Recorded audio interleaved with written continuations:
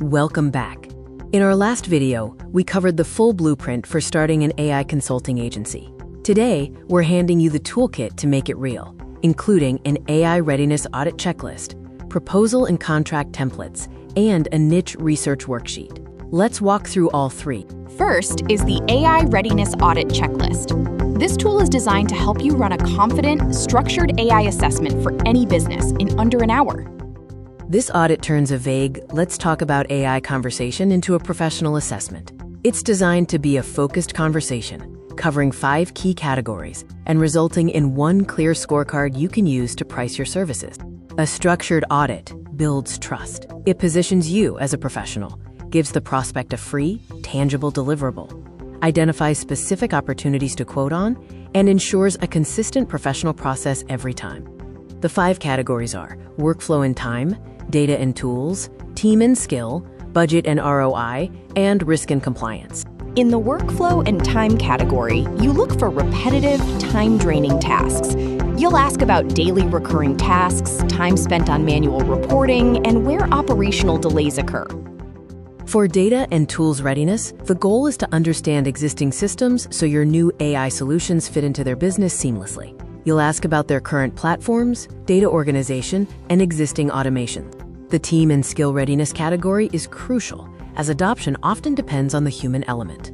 You'll assess their experience with AI, their attitude toward change, and identify an internal champion. In the budget and ROI category, you verify that the business can fund the project and understands the value of the expected return on investment.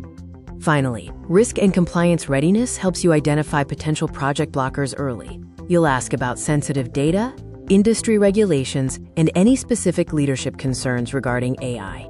After your audit, score each category from 1 to 5. A score of 1 or 2 indicates the client needs a smaller pilot project. 3 means they are ready for a guided sprint, and 4 to 5 means they are ready for full implementation. Here is a sample scorecard for a local real estate agency. By reviewing each category and providing comments, you arrive at an overall score, helping determine the immediate next step for the client. To turn these scores into recommendations, identify the lowest scoring category, match it to a service package, write a short plain language explanation, and include a timeline and price range. Your 30-minute audit call follows a strict agenda: 5 minutes to frame the discussion, 15 minutes for your questions, 5 minutes to share your impressions, and 5 minutes to confirm the next steps. Over time, you will notice common patterns across businesses, such as reply delays, repetitive manual writing, reporting bottlenecks, or onboarding friction. Spotting these patterns quickly makes your audit process much more effective. When it's time to present your audit findings, remember these 4 tips. First, lead with your score, not a long list of notes. Second, show. Don't just tell. Share an AI example. Third, frame findings as opportunities, not criticisms. Finally, end with a clear recommendation and a single, decisive next step. At the end of your audit, the client should receive a clean, 1-page deliverable. It includes a scored summary, their top 3 opportunities ranked by impact and ease of implementation, and a clear suggested next step with an estimated timeline and price range. Deciding how to price the audit itself depends on your current business stage. You can offer a free audit to build your pipeline quickly, charge a small fee to filter for serious prospects, or offer a paid audit that is credited toward a future project. Avoid these common mistakes. Don't turn your audit into a sales pitch. Don't skip awkward categories like budget or compliance. Don't promise specific results before scoping, and never send the scorecard without a clear recommended next step. This checklist summarizes the entire process: 5 categories, a 1 to 5 scoring system, your top 3 ranked findings, and a clear path forward.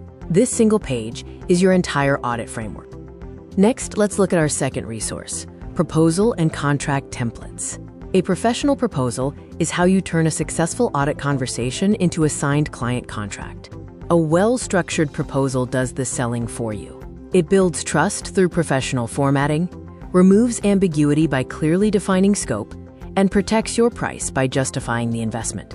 A winning proposal follows a logical 7-part structure: executive summary, problem statement, proposed solution, scope of work, timeline, investment, and finally, terms and next steps. The executive summary is your opening. It should be a short, Confident statement, proving that you understand the client's business, focused entirely on the positive outcomes they can expect. In the problem statement, reflect their pain back to them. Use their own language, mention specific losses in time or money, and frame the situation as an exciting opportunity for improvement rather than a failure. The proposed solution section focuses on outcomes. Describe the fix in plain English, name your specific service package, and tie the solution directly back to the problems you just described. Scope of work is your most critical section. List every deliverable as a numbered item. Define exactly what is excluded to prevent scope creep, and list the responsibilities for both you and the client. For your timeline, give a realistic range rather than a best-case estimate. A simple structure like discovery in week 1, build in weeks 2 and 3, and training in week 4 provides clarity and builds confidence. When presenting your investment, use the term investment rather than cost. Be confident in your pricing, provide a clear payment structure like milestones or deposits, and always state your currency clearly. Finally, terms and next steps close the deal with momentum. Include a validity period for the proposal, a direct link to sign or pay, and a clear description of what happens immediately after they say yes. Here is a full sample opening you can adapt. Thank your client for the opportunity to review their workflow. Mention your plan to reduce manual work and improve response time with AI, and note that they can expect measurable results within the first 30 days. It signals that you listened and that results are on the way. Now let's move from proposal to contract. A proposal sells the work, but a contract protects it. Every contract needs 4 things: a defined scope and deliverables list, clear payment terms, a schedule of timeline and milestones, and an agreement on IP and confidentiality. For your scope and payment clause, clearly list your deliverables and the total fee. Break down the payment schedule, such as a percentage upon signing, another at a key milestone, and the final payment upon completion. Include a clause stating that late payments may pause active work. Your timeline and revision clause should state the start and end dates, noting that progress depends on timely client feedback. Always define how many rounds of revisions are included, and set an hourly rate for any additional work, which protects you from unlimited, unpaid requests. For IP and ownership, state that custom deliverables become the client's property only after final payment. However, clarify that your pre-existing tools, templates, and frameworks remain your property. Also, ensure both parties agree to keep shared business information confidential. Finally, include a termination and liability clause. Specify the notice period required for termination and ensure fees for work already completed remain payable. Crucially, limit your liability to the fees paid under the agreement, as you are providing implementation services, not a guarantee of specific business revenue. To send and sign these documents, consider PandaDoc for an all-in-one platform with built-in signatures. DocuSign is the most widely recognized standard if your clients prefer a trusted, familiar name. For simpler, more lightweight needs, you can combine Notion with Stripe. Follow this workflow. Send the proposal within 24 hours of your discovery call. If you don't hear back, follow up once after 2 to 3 days. Once they verbally agree, send the contract for signature immediately. Finally, collect the deposit before any work begins. Avoid these common mistakes. Don't use generic templates without personalizing the problem. Never leave scope vague to be flexible, as it backfires. Always tie your price to a concrete value, like time saved, and never let a signed proposal sit for weeks without follow-up. That covers your proposal and contract toolkit. Using these professional documents leads to more professional outcomes. Up next, we'll dive into the niche research worksheet so you can identify the perfect clients for these services. The niche research worksheet is the final resource in this series. It helps you validate your target market with real evidence rather than guesswork, ensuring every audit and proposal you send targets a client that is a genuinely great fit. Why does validation matter? New agencies often stall when picking a niche on instinct alone. This worksheet uses 4 pillars of evidence to confirm real demand, saving you time with a quick process that ends in a clear, actionable score. The 4-pillar worksheet will explore 4 essential pillars: market size and demand, pain point validation, competitive landscape, and accessibility and budget. Let's walk through how to use this tool. Pillar 1 is market size and demand. You need to confirm there are enough businesses in your niche to build a real agency. Ask yourself, is the industry growing? Are there competitors? Can you find at least 20 prospects to contact this month? If not, the niche might be too small. Pillar 2 is pain point validation. Ensure the problem is real, frequent, and annoying enough that businesses will pay to fix it. Ask, what specific task consumes their time? Is the pain urgent or just a minor annoyance? Can you solve it in a way that saves money or grows revenue? Pillar 3 is the competitive landscape. A little competition validates a market, but too much, or none at all, is a red flag. Identify who else is offering AI help, what they do well, and where they fall short. Use their weaknesses as your opportunity. Pillar 4 is accessibility and budget. Confirm you can reach this audience and that they have the budget to pay you. Ask, where do these owners spend their time? Do you have existing credibility? Is there a direct decision maker you can reach without jumping through hoops? To gather evidence for your pillars, use these 4 research methods. Conduct direct conversations with owners, explore online communities like forums and subreddits, analyze search and trend data, and perform a competitor review of current offerings. Where can you find this data? Look at local directories and chambers of commerce, industry-specific social groups, Google Trends, review sites for real customer complaints, and trade publications. These sources provide the data needed to make an informed decision. Now score each of the 4 pillars from 1 to 5. A total score of 14 or higher out of 20 suggests a strong niche worth committing to. Let this objective score guide your decision, rather than just your gut feeling.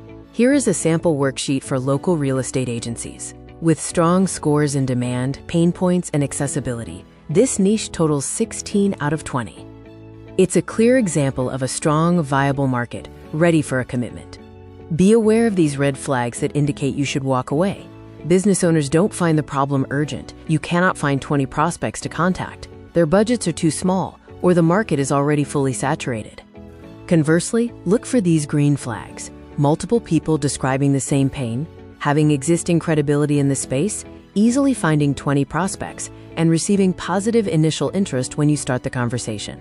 Let's look at a real-world example. A researcher hypothesized that local restaurants struggle with social content.